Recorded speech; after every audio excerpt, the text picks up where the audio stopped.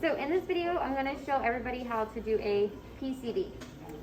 So normally we have our purple tops, and if you do have a purple top, you want to use the blue tubes. If you have whole blood, which is just in a syringe, you would want to use the red tubes. Okay. So in this video, I'm going to use the purple tube. So you want to go ahead and get your little tubes out. Hey, okay.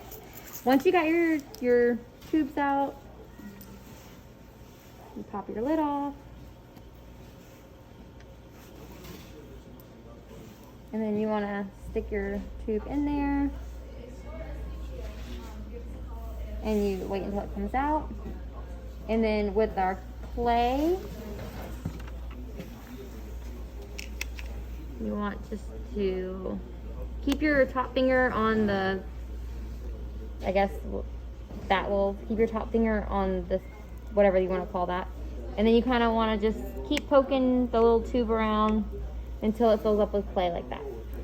Fill it up with clay. Once that's done,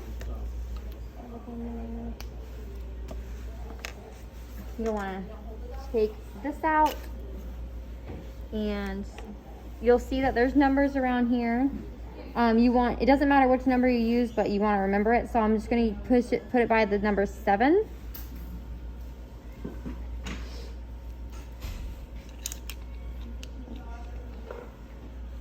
And I'm going to put it around the number 7.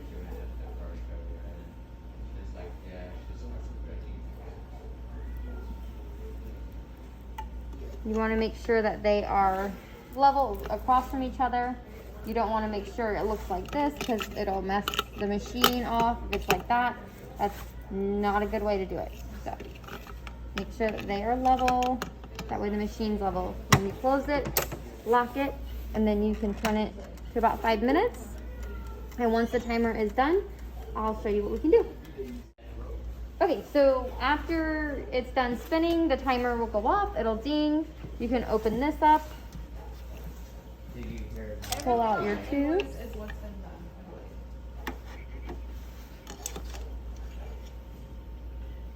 And this is what they will look like once they're done spinning. You can rinse them off with a little bit of water to get any blood off of them, and also makes them look a little cleaner. The other part that I forgot to mention in the first part of this video is once you put them in your tube, you will want to label it with a sticky note, or label it somehow that this is yours. So for example, you can say like number 7 is Archie's. That way we know, and then you could put your initials by it. That way if another technician comes around this machine and it happens to be off and you're not around, they at least know whose is in there. You can also use this whiteboard to label what is yours also. Okay, so now that we have our tubes done spinning, we are going to take our reader and we're going to place our tubes on there. So you want to line the last line with your red dot, or with this where the red begins, and then you want to go up to where the clear line ends. So according to this, my pet's PCV is right at the 40. So how you would write it on the paper would, you would say PCV is 40. And then we're gonna do our total solids, which is the amount of protein we have in the blood. So you're gonna take this. You would take your tube and you're going to break it. Be careful not to get cut. You're going to take your tube and just wait until you get a little droplet out, close it, and then that's how you're going to read your total solids. So it is on the left hand side, and once you read that, this is how you would label it on your CBC paper. Like that. And that's how you do it. If you guys have any questions, just let me know. I'm going to show you guys how to clean this off. So you come over here, you use distilled water, rinse it off, and then you're going to come over here with our Kim wipes. Just letting you know. They're right here. She's like pretty much crying. And just wipe it. And that's how you clean it, and then it goes right back Do we really have $300 in there. That's Okay? And that's it.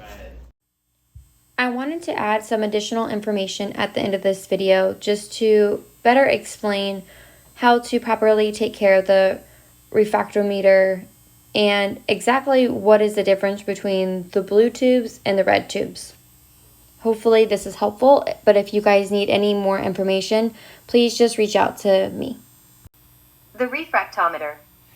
It is very easy to scratch the lens in various ways.